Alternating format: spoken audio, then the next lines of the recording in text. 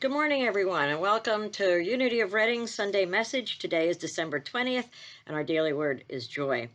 Joy dawns in my grateful heart. Joy to the world. The carol echoes the joyous message proclaiming the Messiah's birth. Today I feel this same triumphant joy awakening in me. I may have endured a long and cumbersome journey on the way to discover that joy that is alive in me, the truth of me as a spiritual being. I may have spent years denying my spiritual identity, thinking that fulfillment, wholeness, and abundance were for others and not for me. Now I've made the Advent journey. I have kindled my faith, felt the tranquility and comfort of peace, received the soothing touch of deep and abiding love. Those gifts have led me to understand with deep gratitude that joy is mine to know, to feel, and to live. And from Luke 2:10, but the angel said to them, "Do not be afraid, for see, I am bringing good news of great joy for all people." So Christmas Day is only a few days away. We're looking at the holy season for many religions and many celebrations of light. Tomorrow, December 21st, many are celebrating the winter solstice as our days will begin to have longer periods of sunlight. We have lights on our trees, decorative lights on our houses, candles in the windows. Many of these traditions carry on the tradition, or many of these religion traditions carry on the tradition of giving gifts. Of course, Christianity celebrates the gift of Jesus. Unity celebrates the birth of Jesus as well, but in a different sense, not as our Savior, but as our teacher. Jesus saw us each as brothers and sisters, each with the same birthright and inheritance as He. He taught us how to live in the Christ consciousness as He did, and tame our human consciousness so we could come closer to live as He did, expressing His total divinity. Therefore, in Unity, we do not exclusively celebrate the birth of the man, but rather we expand our celebration to the birth of the Christ in all of us, using the man Jesus as our master teacher. We celebrate the light within each and every one of us, our own spark of divinity, as Jesus taught, "You are the light of the world." So as we talk about the real meaning of Christmas, it is about celebrating and giving way to the Christ within, a gift that we have all been given at birth, but seldom acknowledge and become open to receiving this gift. These past 4 weeks, I have presented a series on giving way to life, a new way of looking at giving and receiving. In our Thursday evening discussion group, we began studying Kahlil Gibran's writing, The Prophet. There is so much in this book that dovetailed to my last messages that I felt moved to add a bit to my previous messages in talking about giving and receiving, again in a spiritual sense, not in a material way. An edited excerpt from The Prophet on giving reads, "You give but little when you give of your possessions. It is when you give of yourself that you truly give. For what are your possessions but things you keep and guard for fear that you may need them tomorrow? And what is fear of need but need itself? See first that you yourself deserve to be a giver and an instrument of giving. For in truth, it is life that gives unto life, while you, who deem yourself a giver, are but a witness." We talk about receiving gifts from God, and we're indoctrinated into thinking these gifts come from an external entity, possibly by living a certain way of life, following certain religious rules, or giving up worldly pleasures. Then, if we're good and ask nicely, God may or may not give us the answer to our prayers and provide us with what we need. Yet Jesus taught, it is your good Father's good pleasure to give you the kingdom. So as I said in prior messages, life is a giving process. And as Gibran says, for in truth, it is life that gives unto life, while you, who deem yourself a giver, are but a witness. Jesus promised that we were entitled to joy which is full and abundant, peace that passes understanding, and the power to overcome the world. In one of Eric Butterworth's writings, he explained, Jesus used the sun as a simile or symbol of God. It causes its rays to fall upon the just and the unjust alike. It glints into the hospital cot, the prison cell, the palace, and the hovel alike. It enters wherever man will permit it. So it is that with the law of being. The universe has no God-empty spaces. The religions of the world should not be dispensers of special favors from God, nor should they be dealers in different gods.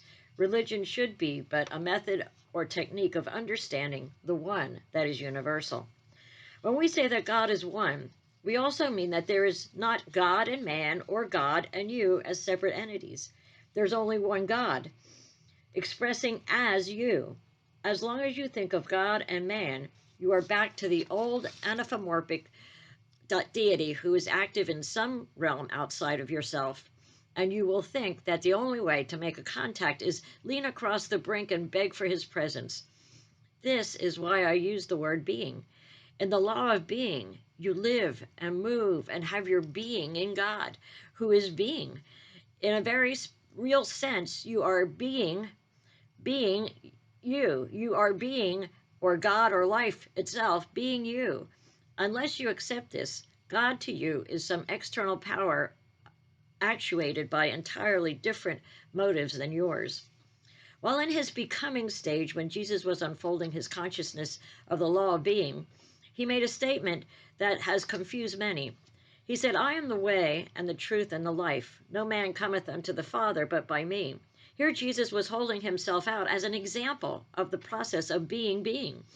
It was his very adamant insistence of success of his development that allowed him to reach his goal. He also said, you shall know the truth, and the truth shall make you free. We must know and follow the law of our being, just as we follow the principles of math. So long as we insist that 2 plus 3 equals 4, we will always reach that answer. But as soon as we understand and use the principle, we will always get the right answer. Jesus was telling us the formula that worked for him. Know the principle of your being, and that knowledge will make you master of yourself, set you free from errors, and enable you to live a perfect life. When we talk about giving, we're all aware that we cannot give something that we don't have.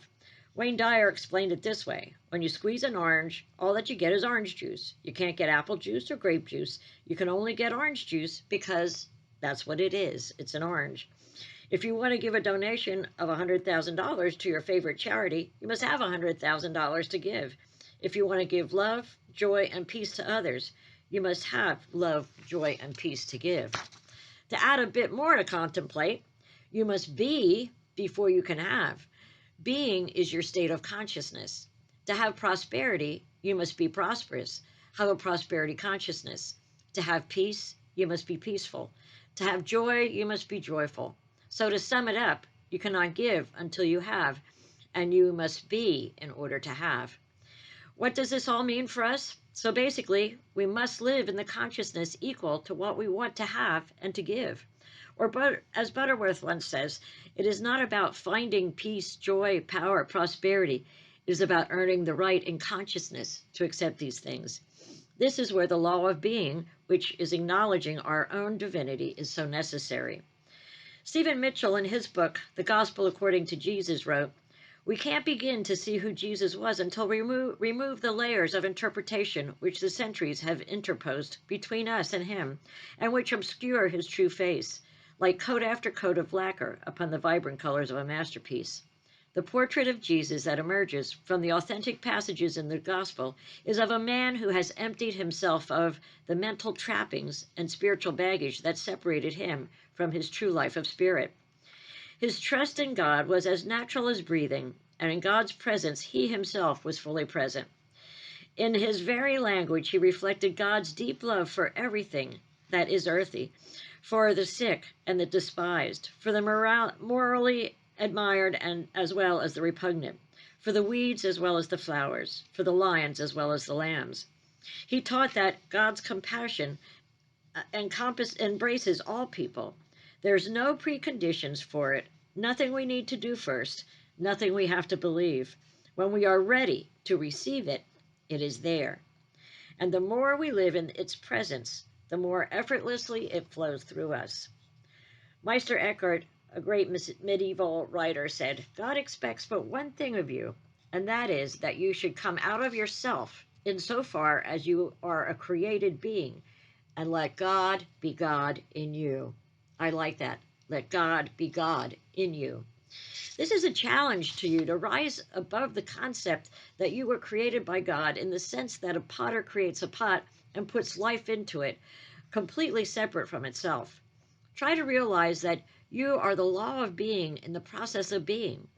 As your consciousness of being increases, the more you have allowed it to flow abundantly through your life. As the verse in Acts states, "For in him we live and move and have our being." As also some of your own poets have said, "For we are also his offspring." The scripture in Proverbs says, "The spirit in man is the candle of the Lord." The light is always there, even though we frustrate it and cause violent shadows in our experience. We can refuse the gifts just as we stop the flow of water when we step on the hose. Isn't that beautiful? So in order to have, we need to live in the awareness of the presence of God. We must live from the place of Christ consciousness. All the gifts of God are already given. They were born inside of us. We need to open our awareness to their presence and allow the divine flow through us. I want to repeat the last few lines of Stephen Mitchell's book, The Gospel According to Jesus, because they're so important and speak directly to us receiving the gifts of God for which we so adamantly search. Again, in these words, he said, "God's compassion embraces all people. There are no preconditions for it, nothing we need to do first, nothing we have to believe.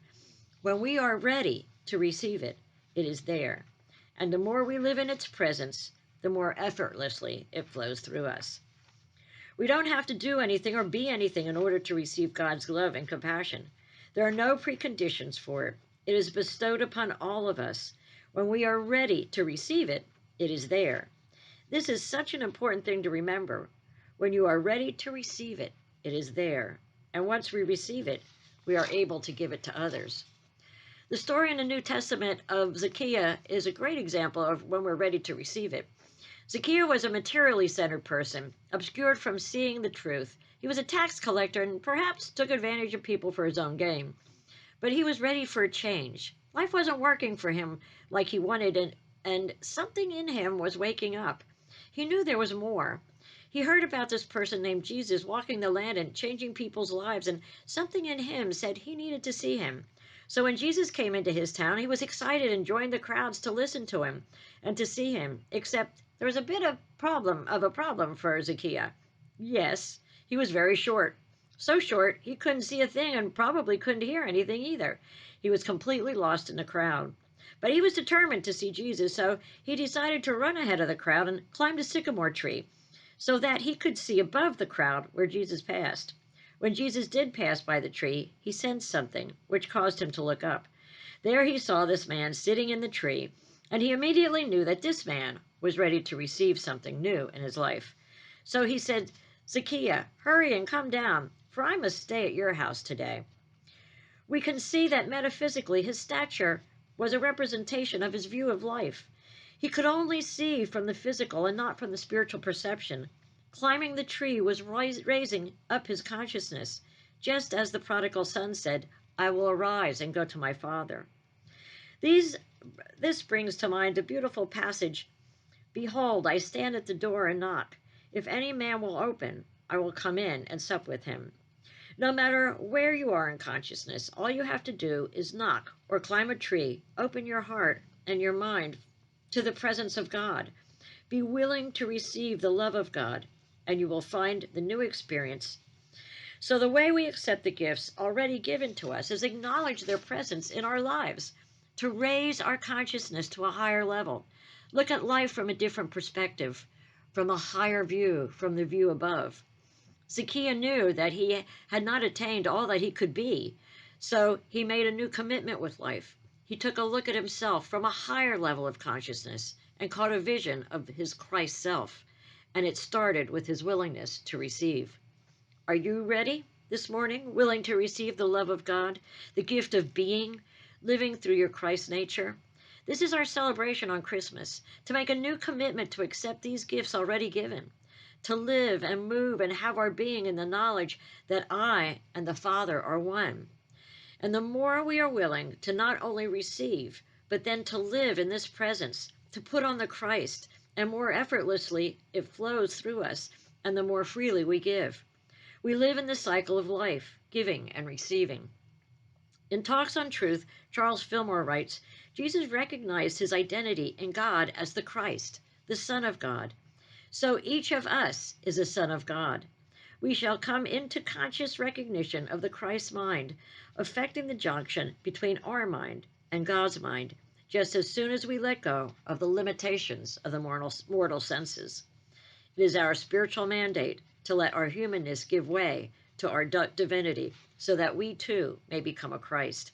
Charles Fillmore once said, "We don't need more Christians, we need more Christ." It is our spiritual mandate to live in the presence of God's love so that it can effortlessly flow through us. And this is the perfect time of year for us to be reminded of this. And Jesus gave us a formula of how to do this when he said, "Ye must be born anew." He meant that we must be reborn to the awareness of the Christ potential within us, the light of God within us, so that it may spring forth into expression and illuminate our lives. We must live in its presence so that it can flow through us. The Bible is a story of the developing human spirit. The books of the Bible tell us where we came from, where we're going, and how to get there. They're stories about each aspect of our lives. From the very first words in Genesis to the very last in the Revelation, the story of the human journey from Adam consciousness to Christ consciousness is told. The ultimate goal is to become Christed. I use that word purposely because the being we call Jesus is just an example of what we can become. We strive to be like him. He taught us how to live our divinity.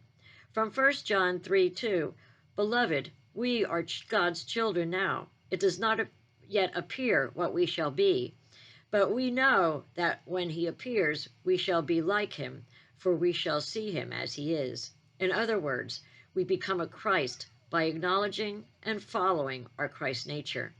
St. Paul speaks about this often, particularly in his statement, "I have been crucified with Christ.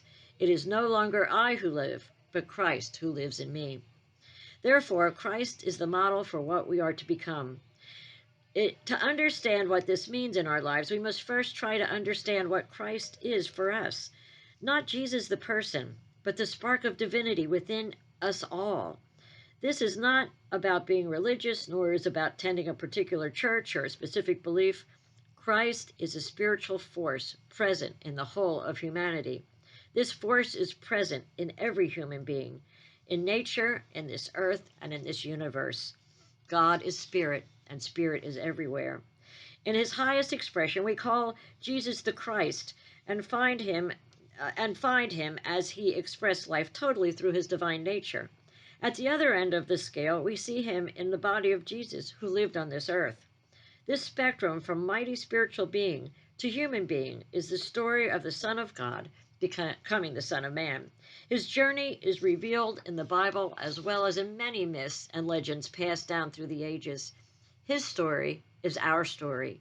He teaches us the way to express and accept our divine nature, to live and move and have our being in the presence of God.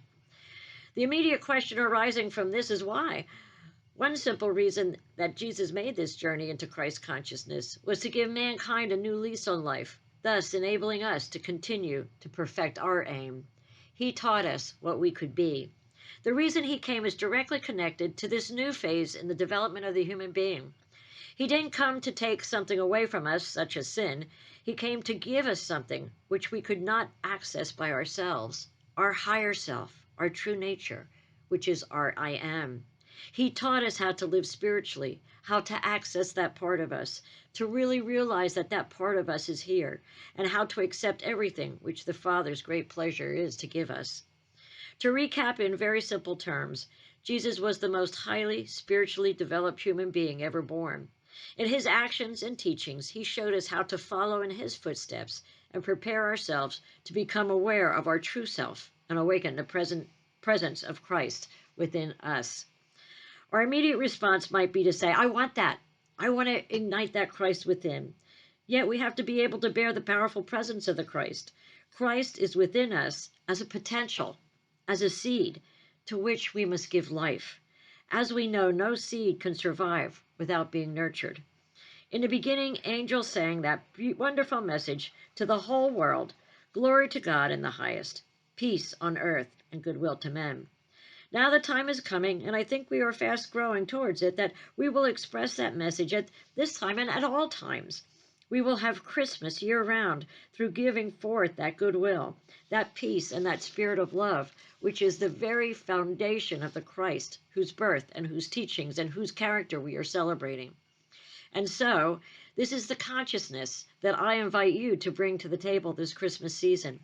When you see the lights on the houses and on the Christmas trees, don't just look at them and marvel how beautiful they are. Know that they represent the Christ light within you. When you fill your home with Christmas candles, don't just think about the dramatic effect that they have on your own room and the great mood they set. Know that they represent the light within. In all that you do, be joyous. Know that your joy is infectious and it spreads, reaching out like that light. As you do your holiday shopping, know that it's not the dollar value or the gift, or really even the gift itself, but the fact that the gift is a physical representation of your light, of your consciousness, which you are sharing with those you care about. And I particularly love this idea. When you go to a holiday party or family gatherings, yes, enjoy the wonderful food, in moderation, of course, but use your holiday feast to symbolize the feast of the pure substance of spirit, which is ever accessible to you. To paraphrase the meaning of a meal according to the Metaphysical Bible Dictionary by Charles Fillmore, he wrote, "The feast of the pure substance of spirit is ever accessible to the individual. Before one can partake fully in the substance of spirit, there must be a willingness to turn the attention to the ideas of spirit, to the exclusion of all outer distractions. Having turned our attention to the invisible substance, we move upon it with our thoughts and the words of truth, in faith, believing that our words are instantaneously fulfilled in spirit. Use the trappings of this holiday season to remind you to put on the Christ, the consciousness of the Christ, and let it flow through you, around you, and as you. Be the spirit of Christmas. Then and only then you can have this spirit to give to others. As Eric Butterworth writes in Essays on Abundant Living, actually, when you are in the consciousness of joy, you project an energy that affects the growth of plants, the temperament of animals, and even the moods of the people that you live and work with. The truth is, we dwell in a world of rhythm and harmony, which is limitless in potential. Man has this limitlessness within him as a depth potential to be discovered and released. When we are happy, we are in tune, in the flow of this rhythm. Whatever be the nature of things, a very good piece of advice is, just be glad, rejoice, give thanks. This may sound Pollyannish, but it is the wisest use of the mind. Just be sure that you do not give anyone or anything the power to turn off your inner radiance. Let your light shine all the time. It's the joy and the love that we extend to others that brings true happiness or union with God. When we give, we reap the joy of seeing a bright smile, laughter, tears of joy and gratitude for life. We know that if people just give a little more of their time, their skills, knowledge, wisdom, compassion, wealth, and love, the world would be a much more peaceful and healthier place. Remember, the rewards of giving are priceless. If you want to have happiness, you must be happy and give happiness by allowing that peace of Christ to flow through you. If you want love, you must be loving and give love through expression. It is only in giving that you receive. No matter what your circumstance in life, you have the ability to give. I encourage you to look for opportunities where you can give and help others. Open yourself up and focus on the Christ nature. Become the Christ. The gift of joy will come to you when you give of yourself to others. That's what life is all about. Let's practice and commit our lives to giving joy. Try it, it works. And so it is. And I wish everyone a very blessed and Merry Christmas. Amen. So I will take these thoughts into meditation. And as you take a deep breath in, focus on the abundance of life. Focus on the giving and receiving of nature. The receiving of oxygen from plants and the giving of carbon dioxide as you exhale. Know that giving and receiving is a law of circulation. And as we give, we receive.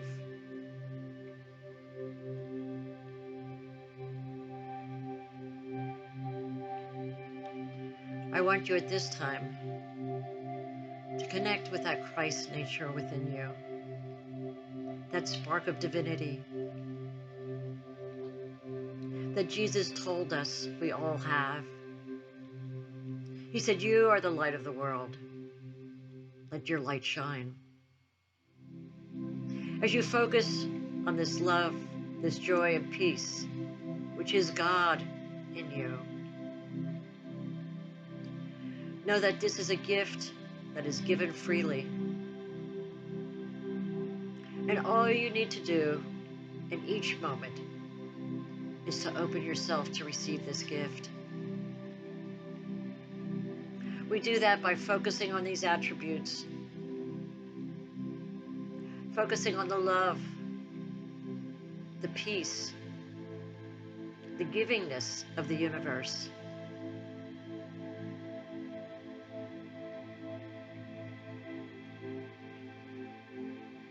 Focus on the lessons taught by Jesus, who became Christed through Christ consciousness. Be still.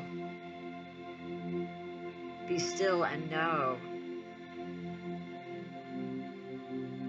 Know that I am God.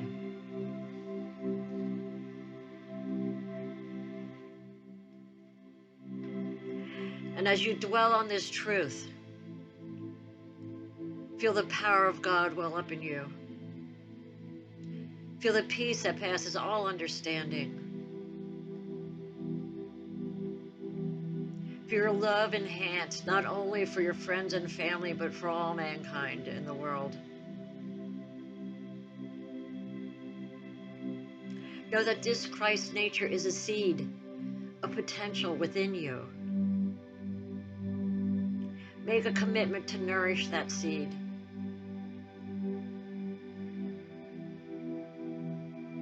Water it with loving, positive thoughts.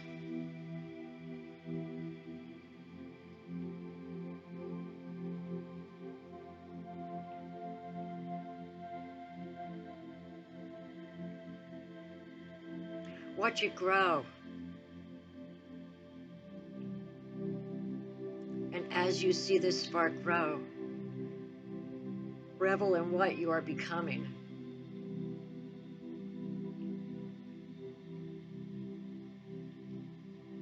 For none of us live up to what we could be.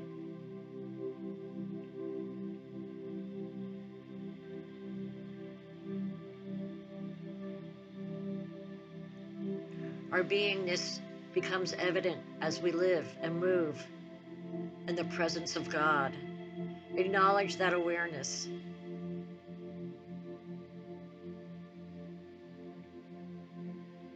Seek only to live by the Christ ideals.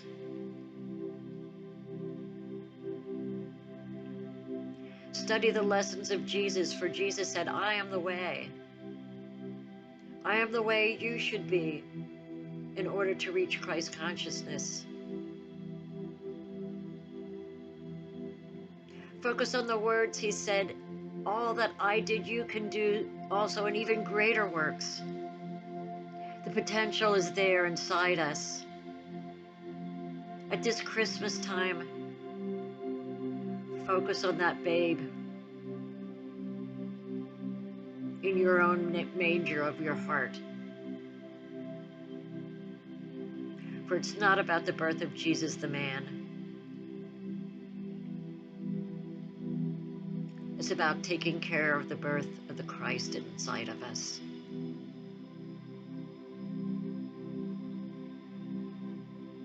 We don't need to fight anything. We don't need to search for anything. It's already there. We need to acknowledge it, to focus on it, to be aware of it, and let it unfold to its highest potential.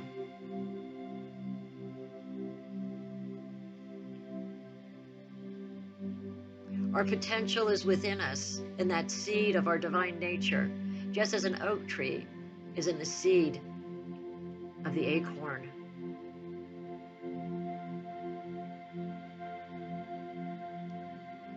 Feel the good news. Feel the joy and the glad tidings.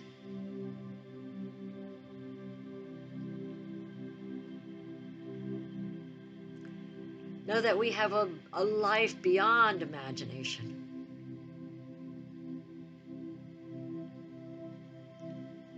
Know that you are here as an aspect, an expression of God Himself. That you are God in being you.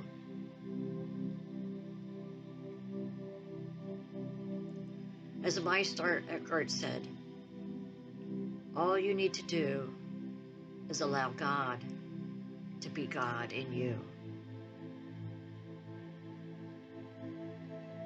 Feel the excitement and the joy and the light of this season. Feel the exhilaration of an elevated consciousness, the joy, the love, the givingness. And know that this is your true nature. It's not only for Christmas time. It's to develop and cultivate, nurture, love, and see it grow so that you can move forward towards Christ consciousness, which is our hope of glory.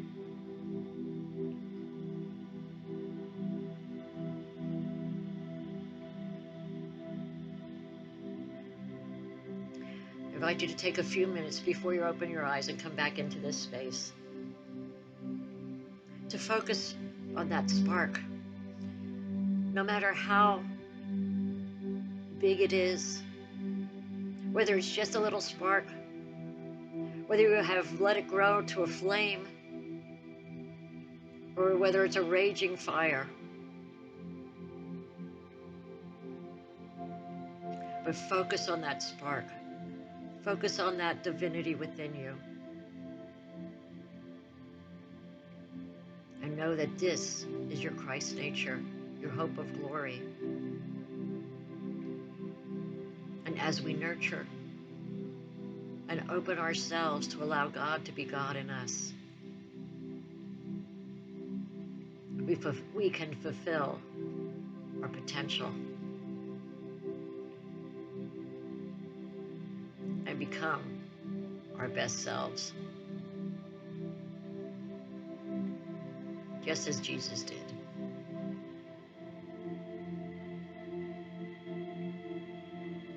Let's end in gratitude for this gift that has already been given, the gift of the Christ within.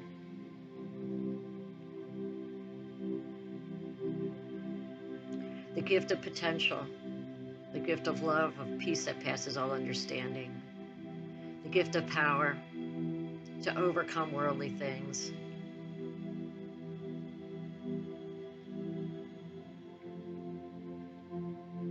Know the truth that you and the Father are one. Say, I and the Father are one. Know this truth, and this truth shall set you free.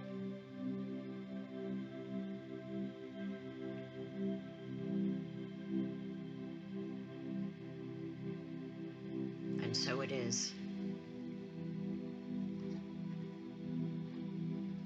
When you're ready, you can come back into this room. Make a commitment to have a blessed and Merry Christmas every day and every minute.